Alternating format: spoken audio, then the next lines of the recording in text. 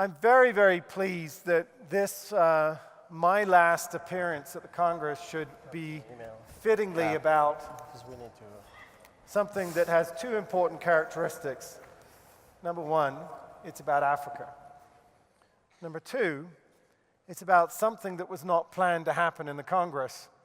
You know, when governments organize events, it's amazing. Months before they say, oh, well, what are going to be our announcements and deliverables? What's actually going to come out of this thing? And that's a good question, but it's amazing how it's all mapped out in advance. So I'm like, well, sort of why do we do this? This is something that came about from the heart because of serendipity and because of the passion of the community to speak up and speak about what they wanted. Because we, certainly I know I speak on behalf of all of the Gen Global team, we are a nonprofit organization and we exist to serve you and the communities that we're trying to foster. And so it was really with great excitement that Minister Zulu, who I have to tell you, if there's one part of this Congress she wishes she could not miss, it was this, because this was very much part of her vision and part of the vision of the Deputy President here in South Africa. That the vision, very much with Kizito's help, was formulated together, the notion that it's not just what are we going to do after this Congress is over, but what could this international community have an opportunity to do to rally together with you in terms of Africa's future. And to me, it's very exciting because I tend to think that we can always do more than the sum of the parts. We're always better together. We can do more together. And I think it's incredibly exciting that the African countries that participated in this Congress said they wanted to do this. In some respects, not living in Africa, you might not want me to be facilitating this conversation, but I have to say, as your representative to the rest of the continents around the world, I could not be more flattered and honored to be invited to be part of Gen Africa. So up on the stage are the people who should be talking about this. First of all, I want to say that we have 3 representatives of Gen countries in Africa. First, and I will say, for once I will say first and foremost, actually, because he really is the man of the day, Kizito from South Africa, our Managing Director. Thank you very much. I also want to recognize Karim from Senegal. Karim plays a very important role in helping those of us outside of Africa understand the subtleties and the sensitivities around Francophone and Franco-Africa, because it's really something that's hard for some of us who are not natural French speakers and have not grown up in French Africa to understand. So thank you for that. And then also, we also have Neka, who's joined us from Nigeria, and we are all very proud of that. And then John Wally is joining us from Gen Kenya, one of the first Gen country operations to open in Africa. We were very proud that that came out of an event with President Obama a couple of years ago, or a year ago, I think now. So, and then I will say, with great pride, we are also very happy to have Ade Wale from the Ministry of Industry, I think. Is he up here? Oh, there we are, sir. Thank you for joining us, very much indeed. Brings a bit of gravitas to our group. And then lastly, my dear friend Parminder, who deserves a special recognition because despite having she was so keen to be here at this Congress, she came here having just had surgery. So thank you, Parminder. From the Tony Elumelu Foundation. Yes, and I'll say, now to introduce Parminder though, in order to, I'm gonna call upon your patience because we are huge fans of the Tony Elumelu Foundation.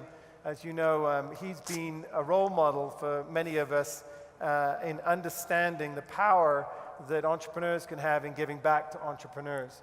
And the program is perhaps best, it would be remiss if we didn't start our conversation with a big success story that's all African, if we didn't start with a picture of what's happening as a result of this great entrepreneur. So if I could ask our crew to show, it's a 2-minute video, in case you're not aware of this most phenomenal program that Parminder has been serving as the CEO of the foundation from Tony Elumelu. Africa is a land of opportunities. There's no better time than this moment to be and become an entrepreneur in Africa.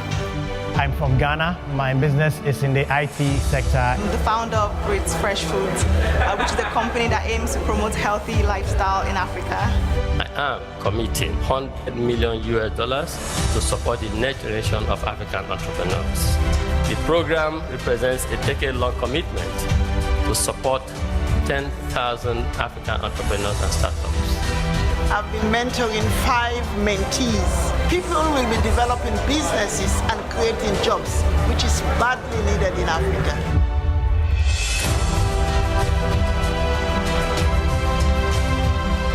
When someone says, "This is impossible," reply with 2 sentences. 1, nothing is impossible. 2, impossible only takes longer. I want to charge you all in your own little ways to become like little Elumelus. Your creativity, innovation, talent, and most importantly, strength of character is our future. I'm sure that your countries and our continent will be safe in your hands. Just focus on creating value, because anytime you focus on creating value, you are attracting capital.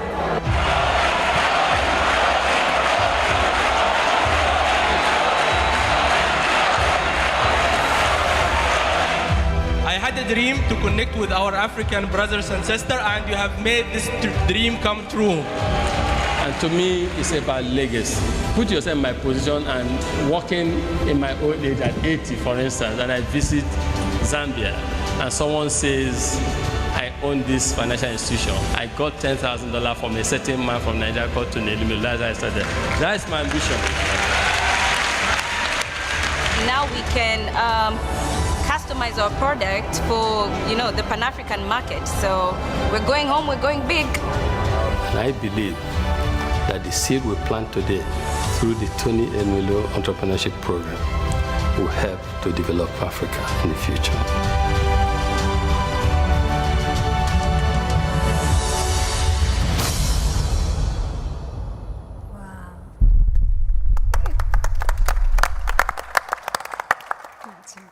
So, Parminder, allow me to start with you. I want to God. ask this question because you probably have the most recent experience of putting on a very successful Africa-wide both strategic planning process as well as the process of rolling out this program and figuring out how can we really think Africa first rather than just thinking in terms of our local community.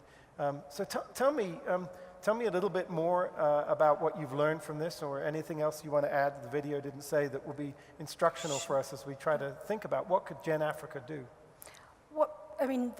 Firstly, thank you very much, for GEC coming to Johannesburg, for bringing South Africa and the entrepreneurs in South Africa together, but also a place where entrepreneurs from across the continent, I'm sure, have traveled to attend GEC. So it's for the Tony Elumelu Foundation, and on behalf of Tony Elumelu, it's really an honor and a privilege to be here and to be continuing the journey that we started with GEC way back in 2015. So in terms of, for Tony Elumelu, Pan-Africa is his playground, yeah? He's a businessman. And if he can, for him as a businessman, as an investor, as an entrepreneur, and as an Afri-capitalist, is harnessing the energy, the creativity, the ingenuity, the talent, the resources from across the 54 African countries. So when I arrived in 2014, people had said to him, do a pilot, launch this program for Nigeria, or maybe go West Africa. And he was absolutely adamant that it should be a Pan-African program, that it should be in 3 languages, the 3 colonial languages, French, Portuguese, and English, and that it should reach entrepreneurs across the continent. As we've seen, this is a 2-minute trailer of a 30-minute film, by the way, which you can see on YouTube. Already over 1 million people from across the world have seen the birth of the Tony Elumelu Entrepreneurship Program. But so we created a framework in the same way as GEC has a framework that is replicable, is scalable, is transportable. And similarly, I set about doing that, working with the TEF team and with Mr. Elumelu, creating a framework that was going to be sustainable and be scalable, yeah? And we did that, and we launched it in 2015. We had 20,000 applications from 54 African countries. The key to, and then 45,000 in 2016, and 93,000 from 55 African countries. So we know from Lagos, we are actually, through this program, reaching the Pan-African entrepreneurial community. And I know that they will be a fundamental part of GEN, of GEN Africa, yeah? Because they are already the foundation that can help. They're already a phenomenal network that can add to a network of networks. I think what we never envisaged was some of the challenges. Have you ever tried to mobilize 1,000 people from across 54 African countries by plane, by bus, by road, by rail? It's a nightmare. But we did manage to do that in our first year and learned a huge number of lessons. Flying 300 Kenyans, entrepreneurs from Egypt, Morocco, etc. Visas, but because you said that you want to ask some big questions about the future of Africa. These are some of the many challenges, but they're also opportunities that we in the continent need to address in order to really create an enabling environment for the entrepreneurial creativity and energy that exists across the continent. As Tony Elumelu says, entrepreneurs across the African subcontinent are the lifeblood of this continent. And what we are doing through training, funding, and mentoring and building a network is really planting those seeds that others in the ecosystem will then go on to support and enable and facilitate. It's so important, Parmina. One of the themes that's come out of this Congress, the number of countries that have come to me and said, well, we've got a problem, and that is that, and trust me, I've witnessed this when I've traveled to some of these countries, I will spring a question and say, by the way, could we go a little early to that speech and see if I could just drop by a couple of your accelerators? Yeah. And the number of times that the infrastructure was there, as someone said to me this morning, we actually had the infrastructure, we have the funding, and we've got the support of government. But when I walked in the incubator, there weren't any entrepreneurs. It's empty, yeah. And so one of the things that I think it sounds like that Tony's got really right is he started with the notion of let's just go straight to the ground, yeah. help individuals, and put them out there, and build yeah. from the bottom up. Yeah. Kazito, the idea of Gen Africa really was something that sprung out of your heart too, I know. And tell us a little bit about what you think our vision should be. I mean, you've always been Africa first in your thinking, but tell us a little bit. Is there something you think we can do that's bigger than the sum of the parts? Thank you, Jonathan, and thanks to the audience. I think the most key thing or the key important thing we should look at is connection. And I think the connection between various African countries, and when I mean connection, is connection of the thoughts, the thinking aspects, financial aspect, mentorship aspect, even technology aspect. So I think connectivity should be something that will drive us to link up various regions of the continent, the west, the east, the south, the north, the central regions, and so on. And I think even all over the world, most times what we are lacking, or what entrepreneurs also lack, is the networks and the connections to get to the next level. And I think Gen Africa should have that key focus to connect all Africans together. Wonderful. John, would you agree with that? Is networks and connection one of our top things? John Wally from Kenya? Absolutely. But then I think we can go further into three spaces, if you'll allow me. The first piece, which I think is very important, is beyond connection. How do we make entrepreneurship relevant to us in Africa? In most of our local languages or dialects, I don't think we have any word equivalent to entrepreneurship. though we have creativity and innovation. So how do we then start promoting that culture of creativity and innovation? Because often we have a young generation that's seeking out employment rather than creating opportunities for themselves. And that is what we need to create jobs for the bulging youth space. The other thing which I think is important also for GEN Africa is data. I mean, there's a lot of data around how many startups come to competitions, probably how many survive, but not data around what it takes through that process across region. So being able to get that data, that will help us in our third space, which is lobbying government to create the right policy framework that will be able to support the growth of SMEs. Okay, let's go to government for a minute. Many of you heard me throughout the Congress very much as an out part from our discussion around our theme of digital disruption.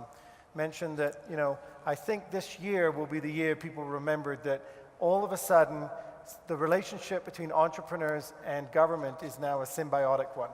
It was only 10 years ago that, you know, I never forget, we launched a website with the United States government called Entrepreneurship.gov, G-O-D-G. And when we did it, everybody laughed. In fact, even in the press conference, people were like, Entrepreneurship.gov, it's like, that's like putting oil and water together, you know?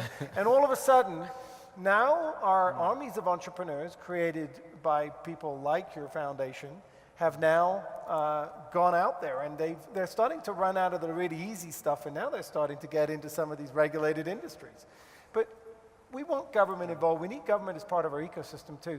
I mean, John's suggestion, data. It seems to me that's something that is a perfect kind of area where government can collect data as an honest broker and can do some good funding of that. Is that is that the kind of thing that, you know, the Ministry of Industry in Nigeria would support?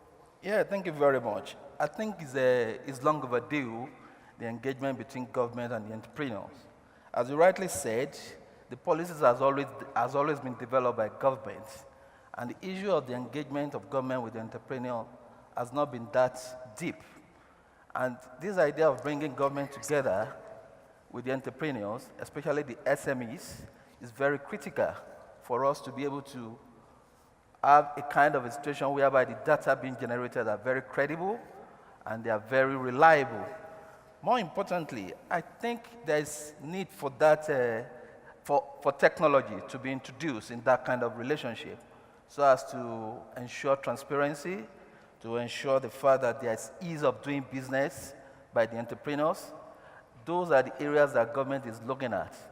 And as I said, the issue of the engagement should be deepened and should be sustained at all levels of relationship between government and the entrepreneurs.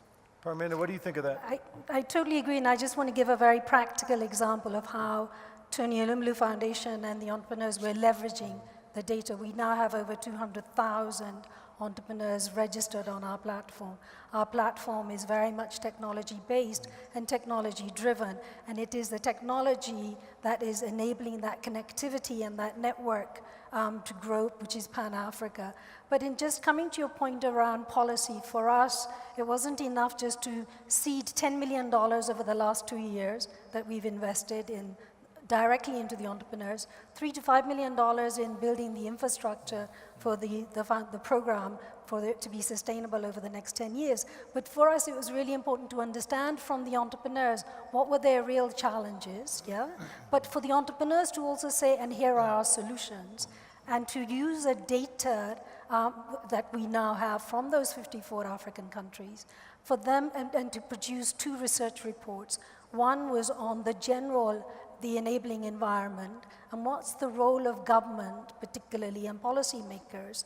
So we're using our knowledge and our information to be able to write those, to produce those to produce those research reports based on data, which we are now then talking to government. We've had amazing discussions with obviously the Nigerian government, with the Ugandan president, with the Sierra Leone president who came to our entrepreneurship forum in 2016, with the Kenyan president, etc. We're taking that policy initiative to say to all the governments and policymakers, we can produce, we have the data.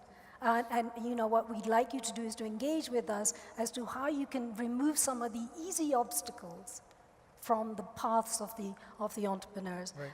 And you know, so we want to work more and more. So that was the first report. The second one we produced was on the agri-entrepreneurs. You would not believe that 26% consistently over the last 2 years. You know, agriculture is cool. Agriculture is sexy for young African entrepreneurs.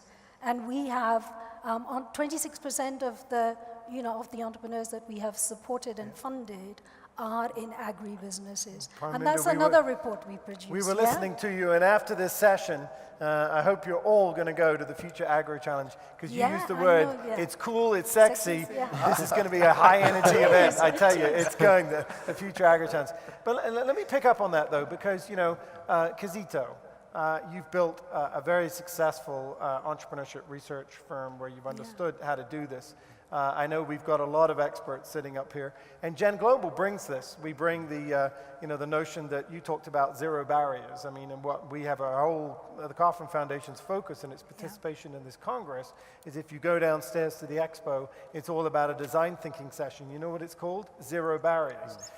So as we go about this, and Kareem, maybe I can turn to you for some perspectives on this, because you have a good understanding of both sides. Are we happy with the quality of data that we're collecting?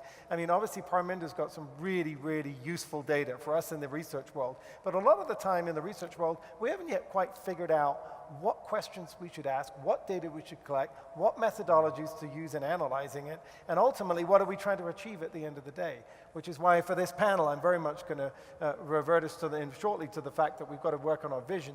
But if part of the vision is making sure that we don't waste, and we have to really make sure we're being careful. So Kareem, tell me your thoughts on this idea of data. Well, it's very funny because, like in the Francophone area also, we have another approach of entrepreneurship, and perhaps, but we are coming to this issue of data. If I see Senegal, we have the CEO of the SMEs agency who is just here. We just finished a study that shows that 99.8% of the companies are SMEs. So we just realized, we thought it was 75, and then realized that most of the company are small enterprise. And then when you come out with those figures, then you realize that perhaps you don't have the good data and you're not talking to the good person. So you have the question of the representativity of all the entrepreneurs around the table. We have all those employers association, but usually it's the big company who are represented there. So it's good to see that we have more and more small and medium enterprise ministry. So we have someone to talk to, someone who is dedicated to talk about it. I mean, you can see it in South Africa. And then you change the figure. So then you have someone who is really dedicated to talk to the small enterprise, but be sure that if you want to build a policy, the first thing is to understand what you want to build a policy on. So data is key for that. Let me pick up on this for a minute, because one of the things with data that it told us is that when we went around the world, everybody knew that their economies were driven by small business. So the question is, what data we need, and so at the Kauffman Foundation, we happened to get lucky. We came across one piece of data, which, because it was government, came off government sources. Once we analyzed it, we didn't have a single person in the country disagree with it. I mean, even in a presidential campaign verbatim, both candidates said, all the net new jobs over the past 25 years in our country have come from firms less than 5 years old. So the question for us with Africa is, what do we want data to, and what questions do we want it to answer for us? Because that'll tell us what we might turn around to the ministry and say, can you help us figure out how to collect this better data?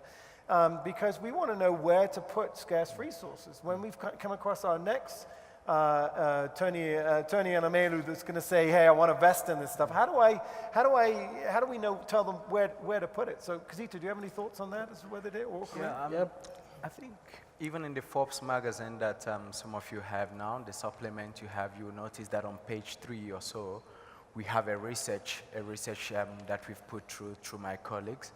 And one of the things that we've noticed is So each and every year we have Africans that are going to like US and UK and India and so on to set up their firms, and they get the support from the government of these countries and so on.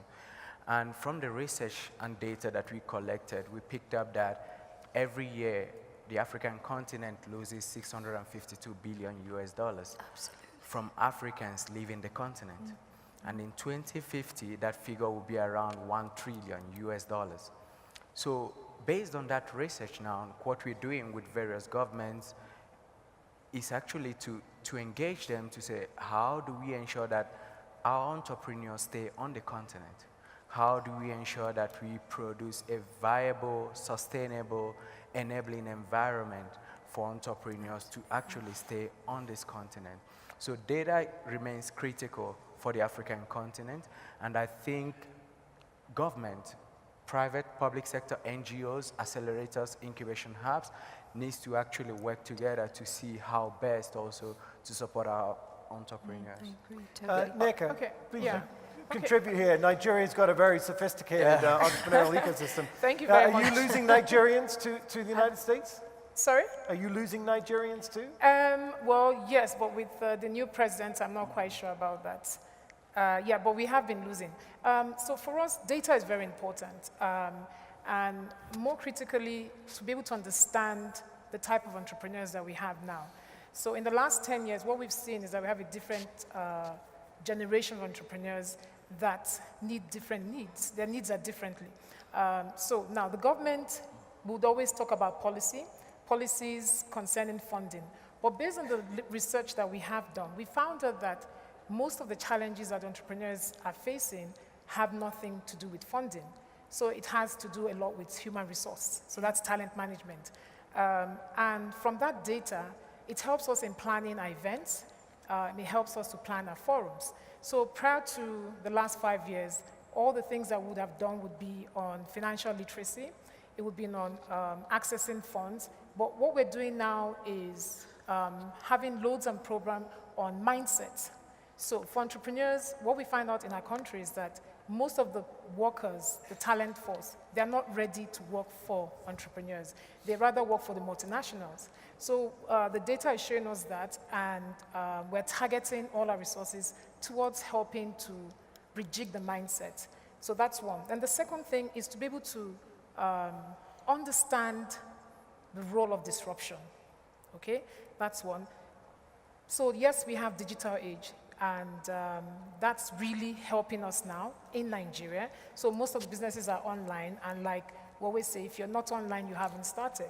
But beyond that, quite a number of the entrepreneurs, by the time you finish developing the capacity of their staff, when they want to do business beyond Nigeria, across the border, the next challenge that we're facing, we see, is around transborder movement and visas. So I'll just use this Congress as an example.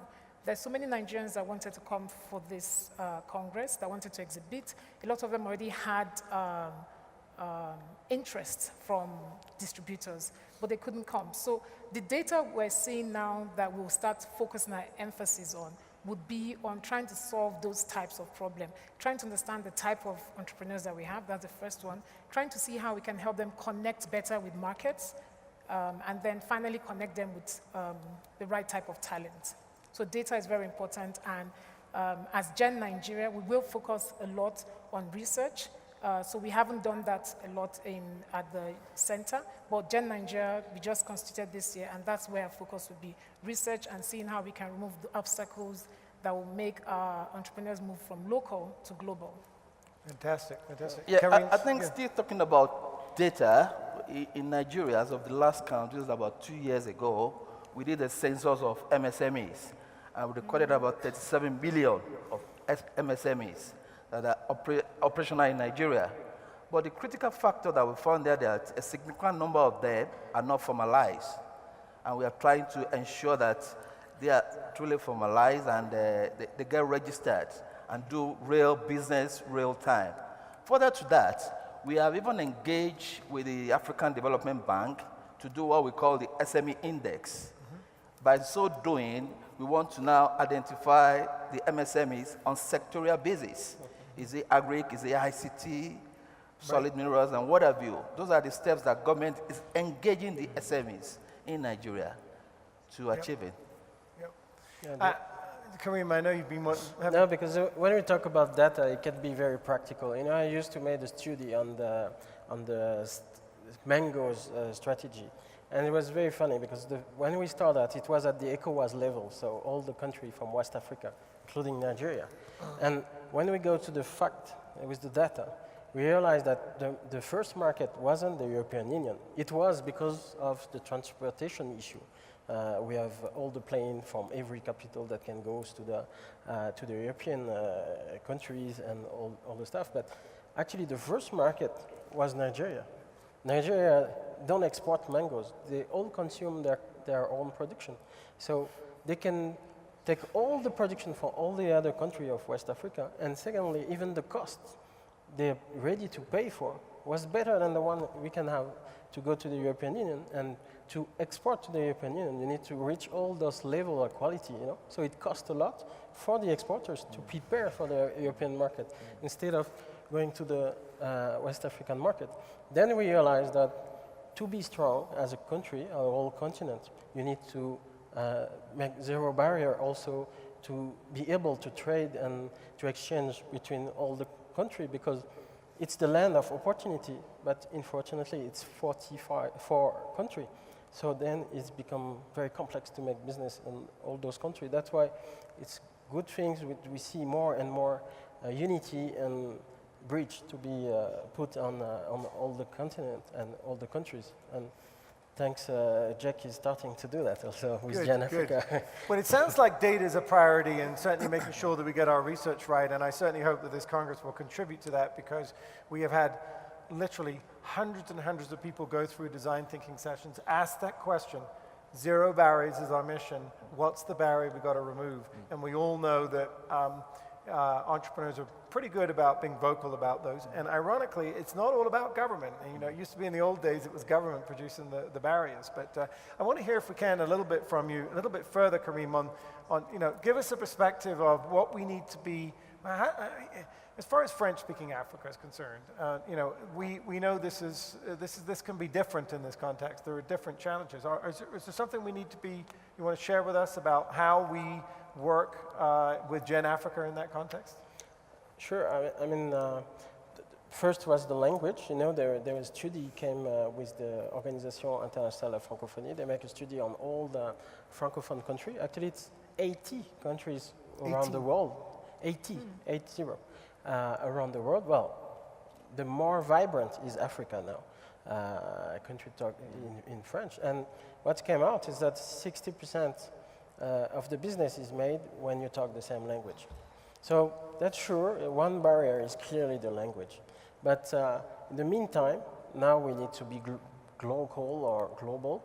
So we need to integrate in larger community. So that's why also we push for getting a bigger block of Francophone country to be involved, to understand all this. You know, entrepreneur used to be a French word, and now it's an international word. So you need to go back also to the Francophone countries to make the entrepreneurship more vibrant, because unfortunately, the entrepreneur are less dynamic. Even in Canada, you know, the study used to study in Canada and work there. It's funny that you find out in Canada that the French-speaking part of the Canada is less entrepreneurial than the English-speaking. Absolutely. That's great. I mean, that's one of the things we've discovered, that in the Francophone countries in Africa, the mindset is not entrepreneurial, and that's to do with still the kind of colonial mindset, yeah? And so that's you know, Côte d'Ivoire is actually replicating the Tony Lumulu entrepreneurship program and doing it in French for entrepreneurs in Ivory Coast. And, you know, similarly in Mali and similarly in Senegal as well. So and the beautiful thing about working in the foundation, which is linked to Hares Holding, which is linked to the UBA. UBA is in 19 African countries, many of them are Francophone. So we're able to leverage their knowledge, local knowledge, and also, quite frankly, the banking facilities, yeah? We know that we can send the Tony Lumulu entrepreneurs, and it's a one-stop shop for them to go and open their company business. I just want to say one of the things that if anybody, I mean, we need 100 Tony Elumalus across Africa who say that the measure of their success is not the amount of money they have in their bank account, but the legacy that they will leave behind. And imagine if we had 100, 200, 300,000 Tony Elumalus working with the extraordinary government ministers that we have across many of the African countries, and that private-public partnership which is working in the interests of entrepreneurs and entrepreneurship. Actually, we were with Tony in France. We just launched a huge project for Africa, Active Youth Growth Program, which is directly chaired by the chairman of the French Employers Association, Pierre Gattaz. Yeah. And we launched that with all the employers organizations from Africa. And this is a huge step on that, because we need more big entrepreneur, you can say, like Tony, who wants to give a legacy and engage. So now we can see, after the GEC, you have the BMCE also launched a $1 million program.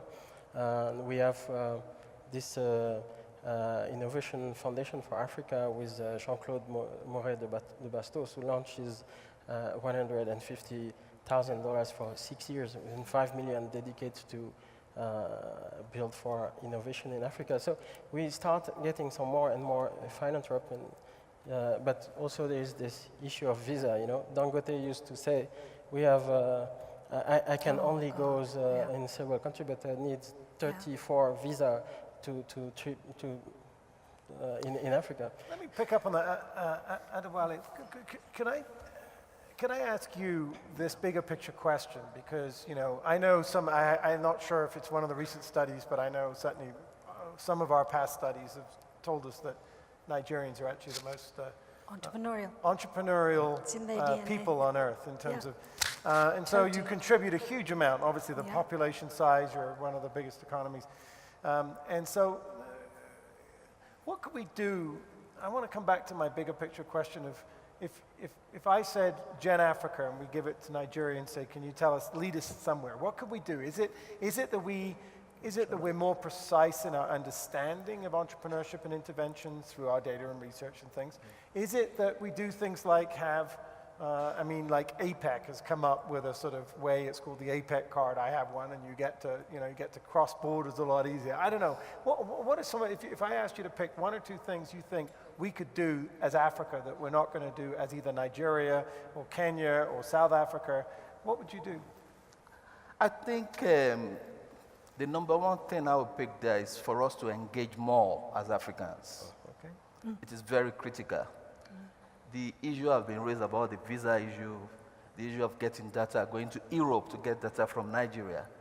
Those are abnormalities that shouldn't be arising among African countries. Okay. Number two is the challenge of infrastructure that is there. The infrastructure is very key. Infrastructure. Those are the two main challenges there.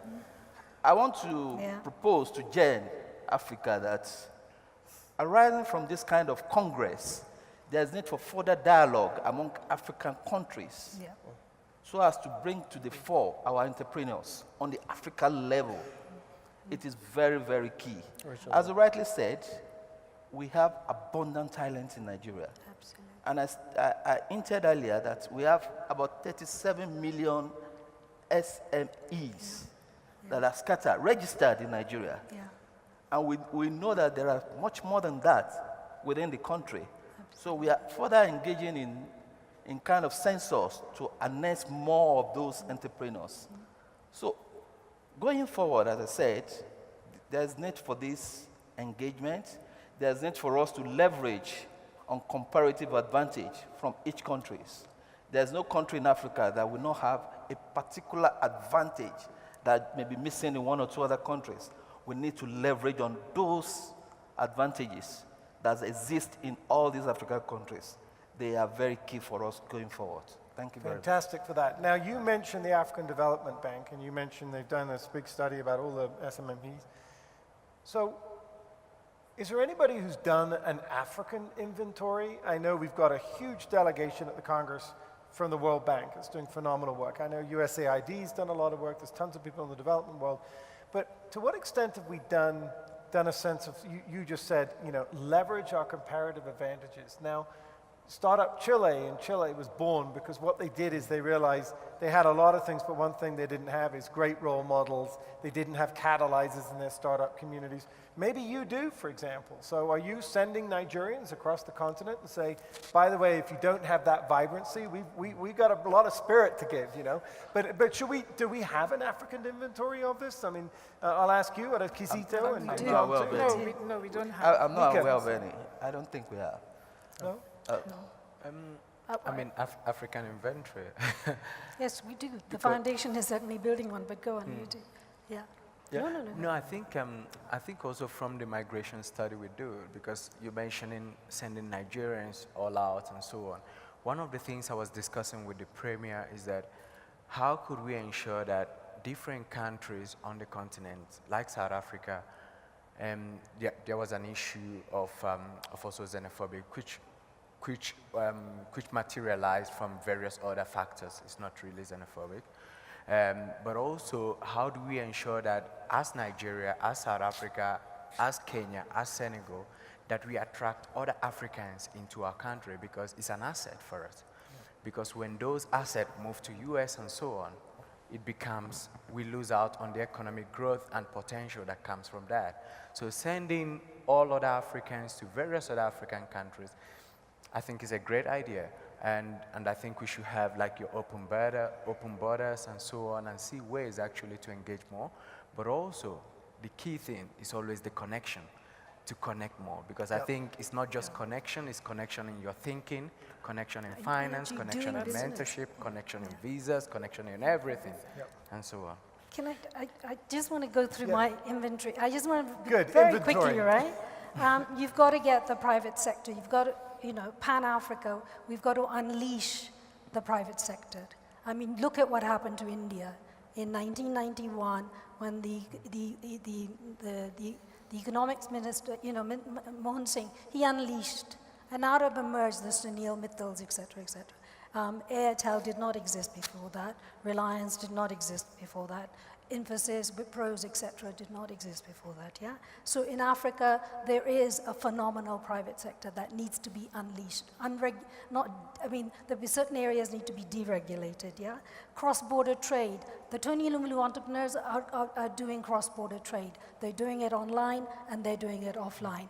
There's a Gambian, an agri-entrepreneur who needs to source groundnuts. He flies to Nigeria for his groundnuts. He goes to another country for his mangoes. Anyway, so entrepreneurs are finding ways in, out, over, through the obstacles, and they're building business models for cross-border trade across Africa, yeah? And the other one that I want to say is capital flight and talent flight.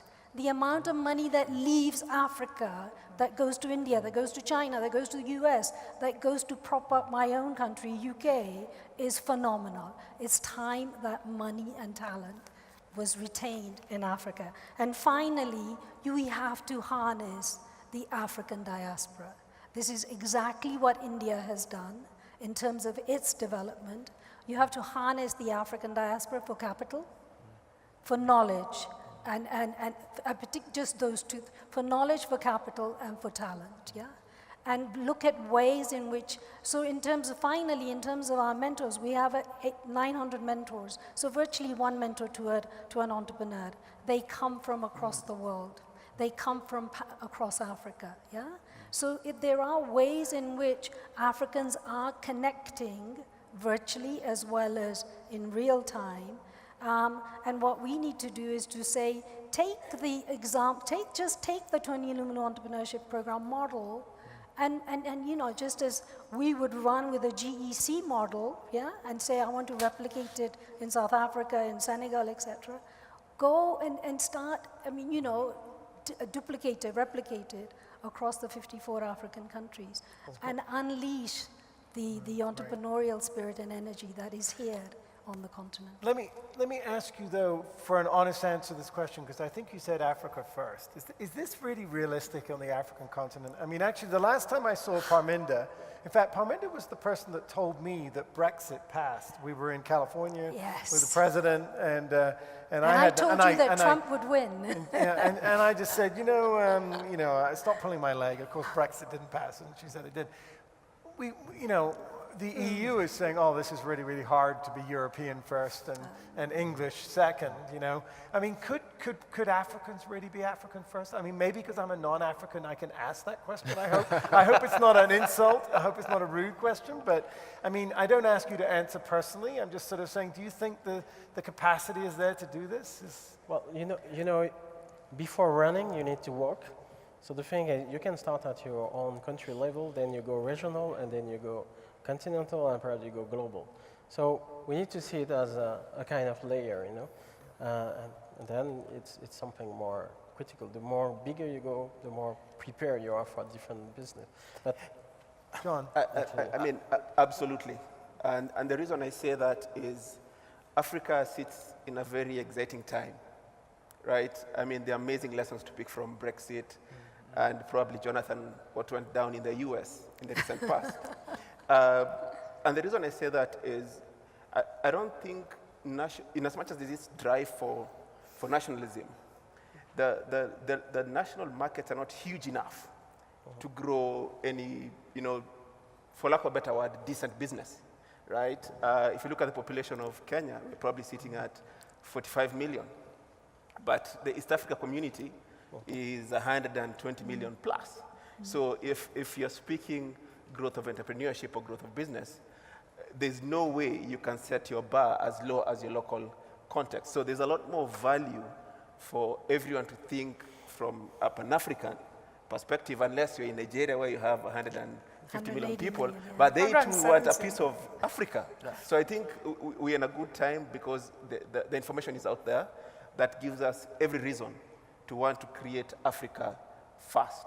And I don't think there's no reason why we'd want to fall down into smaller countries or markets. Well, I just want to tell you, we're going to have to wrap up soon because we have the Future Agro Challenge, and this is about the entrepreneurs, and the one people I don't want to cheat on their time is the entrepreneurs. Yeah. But I do want to give a little bit of feedback of this because when the deputy president talked about it, he says, we're so happy this is in South Africa, but he said, you have to understand that our heart is this is Africa hosting the Congress, and we don't want to do this unless there's a sense that there's something for Africa from this. And I know that certainly everything that we pick up is from outside of Africa is that absolutely you have the ability to be Africa. I mean, if there is one place in the world that one can figure out how to be a village that understands that everybody, all boats rise on an incoming tide, it's this continent. And I know that this is what has made us pledge to do whatever small thing we can do to help contribute to make this work. I do want to stress that there is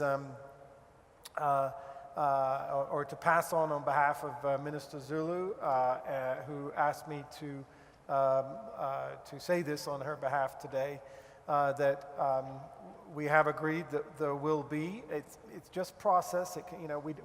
That's why I asked you, what's the big idea here? The big idea is we're not going to have another event, okay? The other events are just sort of milestones to help us feed towards. But there is going to be a plan to have a GEC Plus, we call it, a GEC Plus Africa each year. I know that in order to make sure that the resources are there and that it happens, South Africa has said we will certainly host the first, and I know that I've heard from Kenya that said that we would like to be the one that hosts it, and no doubt, of course, there'll be French Africa and say maybe it should be coming from French Africa. So we'll figure that one out later, but I think the important thing is we've agreed that we could be Africans first, and that therefore this would be a good place for that conversation to be taking place. So I know that there is a keen interest in doing that, and so as we wrap up, I want to give you all a chance to have one final comment, if you can. And I'm sorry we didn't have more time, but as I say, I just don't want to cheat the agro-entrepreneurs of their audience. So Parminder, maybe you could go first, and we'll go all the way down the line. So I've only, I'm a storyteller. I've only lived in Africa, in Nigeria, in Lagos for 3 years. Before that, I lived in the UK, and I'm a filmmaker. And for me, the 2,000 entrepreneurs that we have, already trained, funded, are phenomenal stories that, that are unraveling right now. But I just want us to remember that Africa is 54 countries, but within those 54 countries, there are the strong players like Nigeria, Kenya, Uganda, the names that, there's 7 big countries, yeah? But there are also the fragile economies. There are fragile countries across Africa. And it's really important that we don't continue to take this narrative to the places where it's already being talked about, but we also look at those countries across Africa, and I'm very aware of that as I look at the number of applications from, DRC, from the smaller nations across those 54 countries, where we need to pay particular attention, and we need to take this narrative to those countries and support their entrepreneurs and the enabling environment so that there is an equal, a level playing field across Africa. I think from my side, I would say one of the key things I would like us to achieve from Gen Africa also is to ensure that the African Union's Agenda 2063, where Africans moving away from the syndrome of coming up with great ideas but no significant achievements. So how do we ensure that Africans, whenever they, from ideation, is commercialized and is at the market, but then also not just as a startup, but then also they scale. And I think the second thing will be how do we reduce the number of Africans going to Europe and US and so on, and ensure that those entrepreneurs are being catered for and we create a conducive environment for them on the continent. So I think those will be my 2 key points here. I think Americans heard your message. They put a man in office who's got a policy to basically say, you guys, by the way, I really want you to do your entrepreneurship in Africa. Sorry, couldn't resist it. John Wally, what insight you want to leave us with? It has been said, necessity is the mother of invention.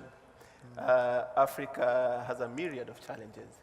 And I think equally those challenges are opportunities for business. Absolutely. And the best way to address those those challenges is through enterprise. And there's no better way of doing it, I think, rather than through education. I think it's about time that our governments rethink education, not necessarily from a content perspective, but competence. So if you want to create a lot more entrepreneurs, let's focus on what does it take to create entrepreneurs, so that then with the right content, we have the right competence that will solve our African problems.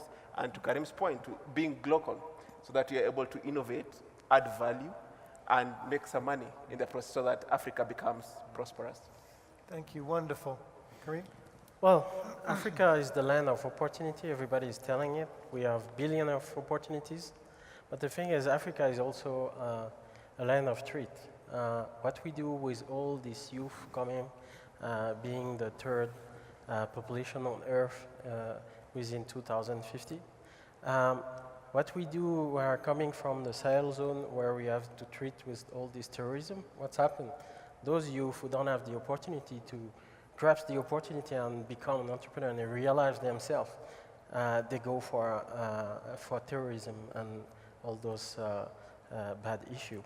So it's really now a huge responsibility for all of us, not only the government, but all of us, to see how we can really spread out a real culture of entrepreneurship. And thank you, Jonathan, because with the Global Entrepreneurship Week and all the ecosystem you are building with breaking the walls between all the different actors, you are building that ecosystem that create the capacity to create this culture of entrepreneurship in the continent and to link it to the global world. And that's what we need.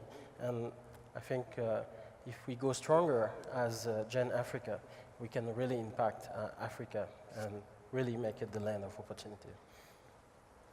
Thank you very much. I think, as has been said, there is huge opportunity in Africa, and there is a whole lot of strength in us coming together as one, we need to take advantage of that. We truly need to engage ourselves the more, as has been emphasized there, and I think it is on that platform that we can really develop this continent. There's a huge market here. The whole of the world, Europe, America, they are looking onto Africa for the markets. We need to come together for us to maximize that benefit of market within ourselves. Thank you very much. Thank you. And from Gen Nigeria, and thank you again for your leadership and what you're doing there, really. So for us in Gen Nigeria, I think there are three critical things that we're looking at. And the first is to look at the mindset of entrepreneurs. How can we start to reorient them so that it's not about looking for the problems, but the solutions. And then the second thing, what are the models that work for us? Because we're starting local, but we want to go global. And then lastly, what kind of markets can we play in? And now, when we talk about markets, we now have to work much closer with our government and other governments so that things like trans-border issues, standards, what are the standards that are available? So we can't talk about one Africa or Africa first if all the other countries have various standards. So if I'm in Nigeria, can I produce and export to Tunis? Can I produce and export to Senegal? No, Senegal is ECOWAS, so any of the MENA regions, can I do that? So we'd like to look at mindsets, models, and markets, and I think that will be the focus for us in Gen Nigeria. And by the time we do that, with sincerity of purpose, we will be able to connect as Gen Africa. That's wonderful. Well, I would like to just end with a huge thank you to you all and tell you that obviously we're going to do our part by making sure that this is built from the bottom up. The idea of Gen Africa did not come from the African Development Bank or any of the Pan-African institutions. It came from the communities that are trying to foster the entrepreneurial ecosystems.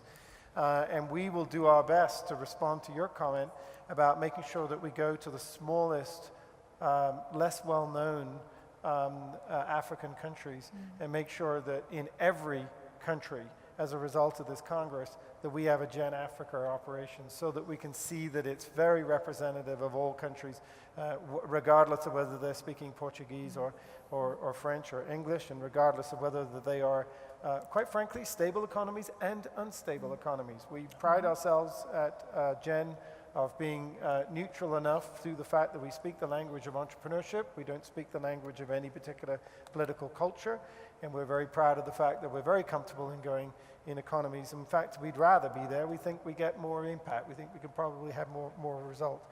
I have to tell you, I'm a little jealous I'm not an African because I think this is so exciting. I'm proud to say that my mother was born in Tanga, Tanganyika. In those days, she's quite old now, but she's alive and well, and she said to me, "I couldn't be prouder of my son that you managed to achieve your dream, which was to take the community that you have been able to moderate to the great African home." And my mother grew up, spent the first 20 years of her life here, living on a farm, and I know her at heart, she's always an African, and it was wonderful for me to be able to have just a slight touch of having a little life here. But I do want to tell you that we are so proud. We will do our best to serve you well. We will try to stay out of the way of things that we don't understand, and we'll try to, more importantly, bring to the table something that you think is useful. There's so many things that are born and done very well here in Africa that the rest of the world is not needed. But to the extent that the other Gen communities, whether it's a particular country, or whether it's a particular vertical of either research or policy or something along those lines, we stand ready to help. And I hope that you will all take the baton and think about how do we take this opportunity and seize it. So on that moment, as I think I hear the rain coming, I will call us to an adjournment and ask you all to join me appropriately to end where we began. We began with 3 innovative healthcare entrepreneurs who run a prize here and shook the hand with the Deputy President.